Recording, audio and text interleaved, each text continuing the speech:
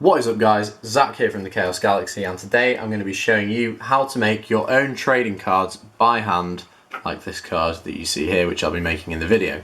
This is also a quick 5-minute tutorial, and if you want to see an extended video on how to make your own trading cards by hand, there's a 20-minute version in the link in the description below. Also, there's plenty more tips videos on my channel, so if you like trading cards, check out the channel. I also have my own trading card game, the Chaos Galaxy trading card game.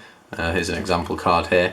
And if you want to get your hands on some of these cards, there'll be a link to the online store in the description below.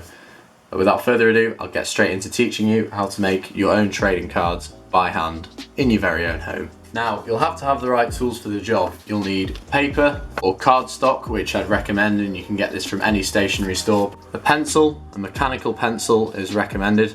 A pen, I'd recommend a fine line. An example trading card, some colouring in tools, a pair of scissors or a metal ruler and a craft knife, but always ask your parents before using some of these because I don't want to get in trouble again. A laminating machine and laminating pouch, or some sticky back plastic will do fine. And the final cherry on the top is a card sleeve to put your trading card in, which is obviously optional. So step one is to take your existing trading card and to draw around it in the corner of your page.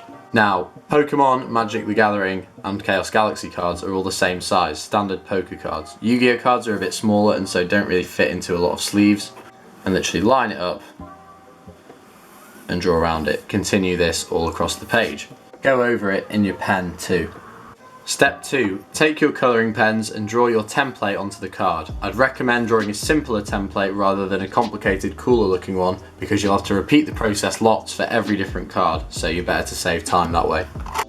Think about a few things before you make your template. Obviously you need like a name bar, a decent amount of space for the artwork, perhaps some room for an ability or a description for the card, and then just some other space maybe describing like card's element or like rarity or just things like that for you to think about. Take inspiration from other trading card games that exist. Try and keep similarities with your templates as well. So this card's blue, obviously a dark blue background with a light blue inside. This might mean it's a water card or something. If your other one is dark green on the outside and then light green on the inside, it'll probably be some kind of forest card. Try and keep everything in your game as consistent as possible and it'll just look a lot neater when it's finished.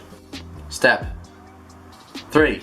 Come up with a concept for your card. Don't mean just jump straight in and start drawing the picture straight away. Think about things like a name, maybe stats, an ability, and all that stuff can kind of inspire you to making your artwork later on.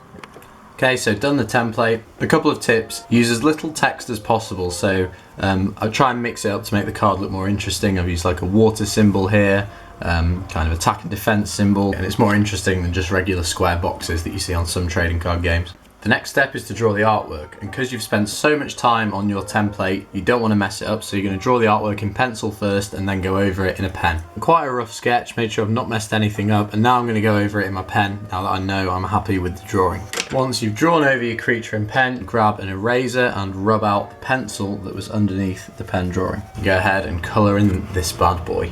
I think this is a really common pitfall that people get stuck with, is making cards look interesting. A lot of it's about colour. And people tend to, if you're making a water card for example, you're just tempted to colour everything blue. Now if this was all blue, it'd just get lost in the background. Try and use colours like, everyone assumes fire cards are going to be sort of orange and red. Try like blue flames and stuff. You can make some really interesting things, and that's a very big tip that I'd like to pick up on.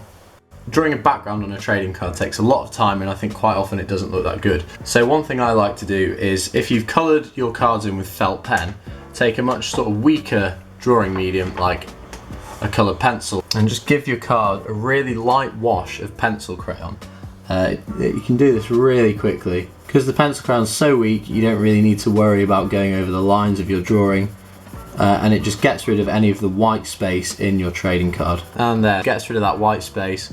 Gives quite a nice effect of almost looking like Hydron here is actually underwater, and makes the card look a lot more 3D and like you've put a lot more effort in. And now what you need to do is put your trading card game's logo on the back. Best way to do this is get a strong light. I'm just using my desk lamp here and literally pick up your trading card, have a look on the back, kind of look through the light and see roughly where the trading card is. And then what you're going to do is draw a very rough kind of shape around this. I'll do this off screen because I don't have 3 hands. As you can see on the back of my card, I've drawn this little circle. Now, I know my logo needs to fit inside this circle on the back of the card. But my biggest tip for this is make sure your logo is simple. This is going to be something that you have to repeat on every single card you do. So you don't want to spend 20 minutes getting bored to death repeating the same old logo on your card dozens of times.